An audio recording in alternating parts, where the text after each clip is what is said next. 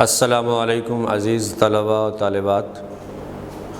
میں غلام جعفر پنجاب کالج عبدالحکیم کے شعبہ اردو سے آپ سے مخاطب ہوں۔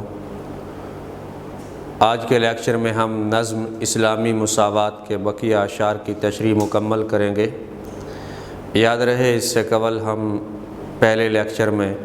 اس نظم کے متن کا پس منظر اور شاعر کا تعارف اور اس کے پہلے 3 بند کی تشریح مکمل کر چکے ہیں۔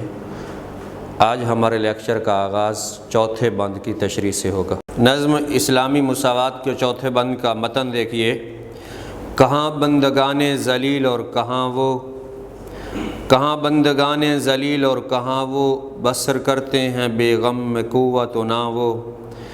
پہنتے نہیں جز و سمور و کتاں وہ، مکاں رکھتے ہیں رشک خلد جناں وہ، نہیں چلتے وہ بے سواری قدم بھر، نہیں رہتے وہ بے نغمہ و ساز دم بھر۔ اب یہ دیکھیے کہ یہاں مولانا الطاف حسین حالی نے ہمارے معاشرے کے جو عمراء ہیں ان کی مزید خامیوں کا تذکرہ کیا ہے اور ان کا جو نظام زندگی ہے اس کا تذکرہ کیا ہے کہ ان کا رہن سہن کیسا ہے، وہ کیسا لباس پہنتے ہیں، وہ کیسے مقام میں رہتے ہیں، وہ اپنی سواری کے لیے سفر کے لیے کون سی سواری استعمال کرتے ہیں اور اپنی خلوت اور جلوت میں کیا کیا ان کا نظام ہے، یہاں وہ بیان کرتے ہیں۔ مفہوم دیکھیے کہ امیر لوگوں کو غریبوں کی طرح کھانے پینے کی فکر نہیں ہوتی، انہیں پہننے کو عمدہ لباس، رہنے کو عالی شان گھر، سفر کے لیے بہترین سواری اور عیش کے لیے ناچ گانے کا ساما مہیا ہوتا ہے۔ یہ دیکھیے، اب اس میں دیکھیے کہ ان کے نظام زندگی کا یہاں تذکرہ کیا گیا ہے کہ اللہ نے انسان کو پیدا کیوں کیا ہے، اس کا مقصد کیا ہے، اور خود اللہ نے فرمایا کہ یہ سارا جو کنبہ ہے یہ اللہ کا گھرانہ ہے اسے، اور انسانیت کے ساتھ پیار و محبت کرے، اس کائنات کا جو مقصد ہے تخلیق وہ بھی وہی ہے۔ لیکن اس کو چھوڑ کر ہمارے معاشرے میں جو عمراء ہیں یا جو نودولتیہ طبقہ ہے یا جو سرمایہ دار ہے وہ اپنے آپ کو کوئی خلائی مخلوق سمجھتے ہیں اور غرباء کو وہ زمین کا کوئی کیڑا سمجھتے ہیں ان کو۔ اور پھر جس طرح ایک غریب آدمی کو فکر ہوتی ہے معاش کی، اپنے پیٹ پالنے کی، ان عمراء کو وہ کوئی فکر نہیں ہوتی۔ ان کی زندگی ہر طرح کی پریشانیوں سے ظاہری طور پر وہ جو بری نظر آتی ہے کہ انہیں کوئی پریشانی نہیں ہے، پریشانیوں میں گھرا ہوا ہے تو صرف ایک غریب ہے، کیونکہ ایک عام انسان چاہتا ہے کہ رہنے کے لیے اچھا گھر ہو، اچھے سواری ہو، اچھا لباس ہو، یہ ہو تو اس کی زندگی شاندار ہے۔ انہی چیزوں کا تذکرہ یہاں مولانا الطاف حسین حالی نے کیا ہے کہ اگر ان کے مکان ایسے ہیں رہائش کے لیے، پہلے تو یہ ہے کہ جزو و سمور، یہ ایک عالی شان ریشمی لباس کا نام لیا انہوں نے کہ وہ ریشمی لباس پہنتے ہیں، عالی شان لباس پہنتے ہیں۔ پھر ان کے مکان ایسے ہوتے ہیں کہ جنت کے جو مکان ہیں وہ بھی رشک کرتے ہیں ان کے مکانوں پہ، ان کے عالی شان بنگلوں پہ، شاندار ان کے جو رہائش ہوتی ہے اس پہ جنت کے مکان بھی رشک کرتے ہیں۔ ان کے سفر کے لیے سواری جو ہے وہ انتہائی شاندار ہوتی ہے، اور پھر اس سے ہٹ کر ان کا جو نظام زندگی ہے، ان کی جو خلوت ہے، جلوت ہے، اس میں ناچ گانے کا جتنے اور ان کی عیش و عشرت کا جتنا بھی سما ہے وہ مہیا ہوتا ہے۔ اس کے برعکس غریبوں کا دیکھیے، غریبوں کے جہاں میں وقت بھی تھم تھم کے چلتا ہے، کہیں صبح نہیں ہوتی، کہیں شامیں نہیں ہوتی۔ یہ تو غریب کی زندگی کا ایک تصویر ہے کہ اس کی زندگی میں کہیں صبح نہیں ہو رہی، کہیں شام نہیں ہو رہی۔ لیکن دیکھیے یہاں ایک اور شعر بھی کہ اگر ہوں پیٹ میں لقمے بدل جاتے ہیں موسم بھی، مئی میں برف پڑتی ہے دسمبر گرم ہوتا ہے۔ یہ دیکھیں یعنی کیا خوبصورت الفاظ ہیں کہ اگر آپ کے پاس مال و دولت ہو تو پھر سخت گرمی میں بھی آپ کی صحت کے لیے یا آپ کی آسائش کے لیے ایئر کنڈیشن اور خوبصورت پرفضا ماحول میں آپ جا سکتے ہیں، ٹھنڈی ٹھنڈی، یعنی آپ مئی کے موسم میں جب حبس زدہ موسم ہے وہاں بھی آپ کے لیے مکمل وہی سردی کی کیفیت اور وہی موسم رکھ سکتے ہیں، یعنی وہ ساری آسائشات اور وہ آلات اور وہ ذرائع اور وہ وسائل آپ کے پاس ہیں۔ تو پھر اگر سخت سردی میں دسمبر کے موسم میں بھی آپ اپنے جسم کو حرارت پہنچا سکتے ہیں۔ کیا کرتے ہیں جی؟ غریب شہر ترستا ہے ایک نوالے کو، امیر شہر کے کتے بھی راج کرتے ہیں۔ یہ ہے غریبوں اور امیروں کی زندگی کا جو موازنہ ہے وہ یہاں ہے مولانا الطاف حسین حالی کے اس چوتھے بند میں۔ پانچواں بند دیکھیے کہ کمر بستہ ہیں لوگ خدمت میں ان کی، گل و لالا رہتے ہیں صحبت میں ان کی، نفاست بری ہے طبیعت میں ان کی، نزاکت سو داخل ہے عادت میں ان کی، دواؤں میں مشک ان کی اٹھتا ہے ڈھیروں، وہ پوشاک میں عطر ملتے ہیں سیرو۔ یہ دیکھیں جی، یہ مزید ان کی جو زندگی ہے اس کی یہاں ایک تصویر ہمارے سامنے الطاف حسین حالی لائے ہیں۔ کیا کہنا چاہتے ہیں کہ امیر کی خدمت کو ہر لمحے غریب مستعد ہوتے ہیں، وہ تیار ہوتے ہیں، اور امراء کے ہاں عیش و عشرت کا سما مہیا رہتا ہے۔ ان کے طور طریقے اور عادات میں نازک مزاجی اور نفاست ہوتی ہے، ان کے لباس طرح طرح کی خوشبوؤں میں بسے رہتے ہیں۔ یہاں ان کا جو طرز زندگی ہے امراء کا، اس کی مزید وضاحت کی ہے اس بند میں، پچھلے بند سے بھی بہتر، اس سے بھی زیادہ، یعنی اس بند کی مزید وضاحت کر دی ہے، اور ان کی زندگی میں جو لطافت اور نزاکت کا عنصر ہے یہاں الطاف حسین حالی نے وہ بھی بیان کیا ہے کہ ایک عام آدمی جو ہے اس کو تو ہر طرح کے معاش اور پریشانیوں میں گھرا رہتا ہے، اس کی زندگی تو پریشانیوں میں گھری رہتی ہے، جبکہ یہ جو امراء ہیں یہ ان کی زندگی کیسی ہے؟ ان امراء کی زندگی یہ ہر وقت گل و لالا کی صحبت میں رہتے ہیں، اور کیا ہوتا ہے جی، ان کی طبیعت میں ایسی نفاست اور نزاکت داخل ہوتی ہے کہ یہ اب ان کا جو لباس ہے اس میں بھی طرح طرح کے اعلیٰ اور قیمتی خوشبو اور عطر ملتے ہیں، یعنی اس طرح ان کا رہن سہن ہے۔ الطاف حسین حالی یہاں یہ بیان کر رہے ہیں کہ امراء کا اور غرباء کا جو طرز زندگی ہے اس کی ایک تصویر ہمارے سامنے لائے ہیں کہ امراء کا نظام زندگی جو ہے وہ انتہائی اعلیٰ، حالانکہ ان کے ہونا تو یہ چاہیے تھا کہ اگر اللہ نے آپ کو دولت دی ہے، اللہ نے آپ کو سرمایہ دیا ہے تو یہ بھی ایک امتحان ہے، اور آپ یہ امتحان کس وجہ سے ہے؟ آپ اس کو ایک امتحان سمجھیں اور اس کو غرباء پہ خرچ کر کے آخرت کا اپنا ایک خزانہ اکٹھا کریں اور انسانیت کی ہمدردی۔ لیکن یاد رہے کہ جب دولت آتی ہے تو صرف دولت نہیں آتی، وہ بہت ساری برائیاں جو ہے وہ اپنے ساتھ لاتی ہے۔ آپ صلی اللہ علیہ وآلہ وسلم سے کہا گیا کہ آپ کیسی نبوت چاہتے ہیں؟ تو بادشاہت کے مقابلے میں کہ احد پہاڑ جو ہے وہ سونے کا بن کے ساتھ چلے، آپ صلی اللہ علیہ وآلہ وسلم نے فقر والی زندگی کو پسند کیا ہے، اور اپنے خاندان کے لیے اور اپنے گھرانے کے لیے بھی اسی زندگی کو پسند کیا ہے کہ دولت یا تو پھر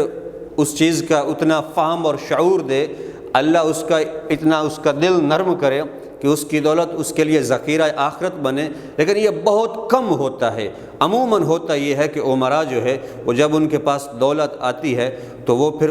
وہ اپنے آپ کو کوئی خلائی مخلوق سمجھتے ہیں اور باقی غرباء کو زمین کے کوئی کیڑے سمجھتے ہیں، ان کے دل سے ہمدردی نکل جاتی ہے، ان کا دل جو ہے وہ پتھر کا بن جاتا ہے۔ اب اگلا چھٹا بند دیکھیے کہ یہ ہو سکتے ہیں ان کے ہم جنس کیوں کر، نہیں چین جن کو زمانے سے دم بھر، سواری کو گھوڑا نہ خدمت کو نوکر، نہ رہنے کو گھر اور نہ سونے کو بستر، پہننے کو کپڑا نہ کھانے کو روٹی، جو تدبیر الٹی تو تقدیر کھوٹی۔ یہ تھا چھٹا شعر۔ اب ہم اس کی تشریح کی جانب آتے ہیں۔ اب یہ اس بند میں دیکھیے، یہاں اس کا ایک مختصر مفہوم بیان کیا ہے میں نے کہ امیر لوگ غریبوں کو ان کی غربت، وسائل کی کمی اور بدقسمتی کی وجہ سے کم تر سمجھتے ہیں۔ اس بند میں، چھٹے بند میں صرف غرباء کا تذکرہ ہے، اور پہلے مصرے میں یہ بیان کیا ہے کہ عموماً انسان جو ہے وہ اپنے عہدے، اپنے معیار، اپنے ہم جنس اور اس دولت کے مطابق جو ہے وہ اس کی دوستیاں اور اس کے تعلقات ہوتے ہیں، بادشاہوں کے ساتھ اور فقیروں کے ساتھ ہوتے ہیں۔ تو یہاں بھی وہی پہلے مصرعے میں یہ بتا رہے ہیں کہ جن کے پاس وہ جو شاندار لباس ہو، عالی شان گھر ہو اور شاندار سواری ہو، وہ بھلا ان کے ہم جنس اور ان کے دوست کیسے ہوں گے جن کو ایک لمحہ سکون نہیں ہے، کہ ہر وقت وہ فکر معاش میں گھرے رہتے ہیں، پریشانیوں میں گھرے رہتے ہیں، اور وہ لوگ جو گل و لالہ کی صحبت میں رہتے ہیں، یہ ہر وقت یہ کیسے ایک ہو سکتے ہیں، یہ کیسے ایک دوسرے کے دوست ہو سکتے ہیں کہ وہ جو گل و لالہ کی صحبت میں رہتے ہوں، عالیشاں گھروں میں رہتے ہوں، شاندار ان کے پاس سواریاں ہوں، عمدہ لباس ہوں، اور ایک طرف یہ لوگ ہیں جن کے پاس سواری کے لیے کچھ نہیں ہے، خدمت کرنے کے لیے کوئی نوکر نہیں ہے، سواری کرنے کے لیے کوئی گھوڑا نہیں ہے، رہنے کو ان کے گھر نہیں ہیں، اور سونے کو ان کے پاس بستر نہیں ہے، پہننے کو ان کے پاس کپڑے نہیں ہیں، کھانے کو روٹی نہیں ہے۔ اگر وہ کوئی کام شروع بھی کرتے ہیں، آغاز بھی کرتے ہیں، تو قسمت ان کا ساتھ نہیں دیتی۔ یہ یہاں جو بدقسمتی ہے غرباء کی اور وسائل کی کمی ہے، اس کا یہاں تذکرہ کیا ہے حالی نے، کہ ایک طرف تو ایسے مکان ہیں کہ جنت کے مکان جو ہیں وہ رشک کرتے ہیں، دوسری طرف ان کے پاس رہنے کے لیے، ان کو اپنا سر چھپانے کے لیے ان کے پاس کوئی جھونپڑی نہیں، ان کے کپڑے ہیں تو وہ بالکل پیوند لگے کپڑے ہیں، ان کے پاس کوئی نوکر نہیں ہے، ان کے پاس کوئی سواری نہیں ہے، یہ ایک دوسرے کے برابر نہیں ہو سکتے۔ یہاں دیکھیں کیسا تضاد ہے کہ امراء اور غرباء کا، دیکھیں تمہاری باندیاں انبار کے ریشم میں تلتی ہیں، ہماری بیٹیوں کی عریانی نہیں جاتی۔ کہ یہ کیا ہے کہ امراء کا طرز زندگی اور یہ غرباء کی بیٹیوں کا حال ہے کہ تمہاری باندیاں انبار کے ریشم میں تلتی ہیں، ہماری بیٹیوں کی عریانی نہیں جاتی۔ اور وہ جو بدقسمتی ہے غرباء کی کہ قسمت اور مقدر بھی ان کا ساتھ نہیں دیتا، اس کے لیے یہ دیکھیں کہ کہیں بد نصیبی نے پیچھا نہ چھوڑا، کہیں بد نصیبی نے پیچھا نہ چھوڑا، کئی روپ بدلے کئی بھیس بدلے، کہ ان کے مقدر میں ہی۔ اور پھر یہ ہوتا ہے کہ جب آپ کے پاس آسائشات اور وسائل ہوں تو پھر آپ قسمت بھی آپ کا ساتھ دینے لگ جاتی ہے۔ لیکن یہاں یہ ہے کہ غرباء نے کئی روپ بدلے، مکان بدلے، علاقے بدلے، لیکن وہی ان کے پاس وہی جو کیفیت ابتدا تھی، کیونکہ یہ جو ہمارا اس معاشرے کا نظام ہے، نظام زندگی ہے، یہ بالکل مکمل طور پر سرمایہ دار کی اس کی حفاظت کرتا ہے، اور اسی کو آگے جو غرباء ہے وہ روز بروز ہماری جو پالیسیاں ہیں وہ غریب کو غریب تر کر رہی ہیں اور امیر کو امیر تر کر رہی ہیں۔ یہ پھر غریب کہیں بھی چلا جائے وہ غریب رہے گا، ایک سے دوسرے علاقے میں چلا جائے تو اس کی کوئی فیکٹری نہیں بن جانی۔ یہی اسی چیز کا قسمت کی اپنی بدقسمتی کا رونا رو رہے ہیں غرباء کی اس بند میں۔ آخری بند دیکھیے، آپ کو بتایا تھا کہ یہی مقدور مسلمان، اس سے 6 بند لیے گئے ہیں، اور 7واں بند محبت خلق اللہ سے لیا گیا ہے۔ ان 6 کو ملا کر اسلامی مساوات آخری کیا ہے،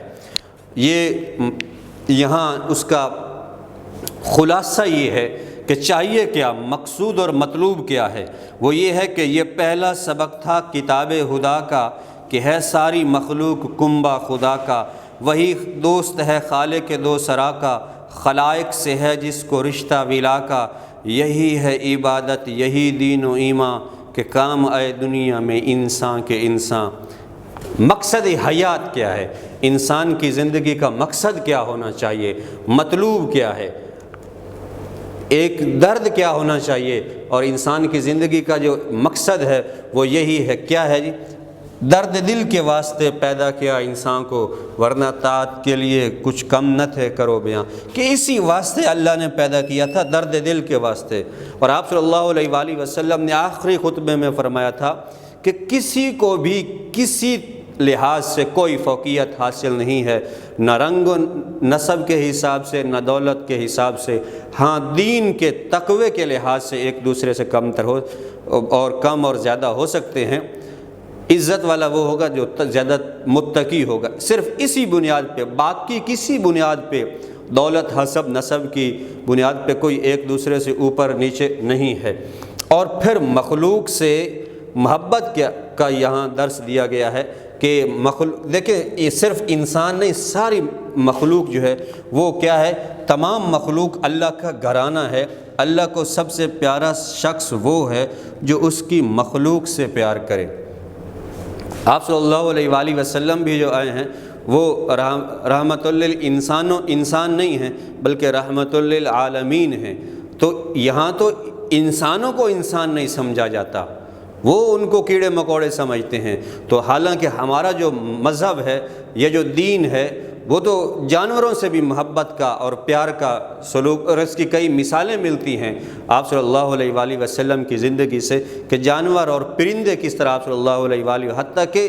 غیر جو بے جان اشیاء ہیں وہ کس طرح آپ صلی اللہ علیہ وآلہ وسلم سے محبت کرتی تھیں۔ تو آپ صلی اللہ علیہ وآلہ وسلم نے بھی انسان کو انسانیت سے محبت کا درس دیا ہے۔ دیکھیں جی، یہ قرآن کا واضح پیغام ہے،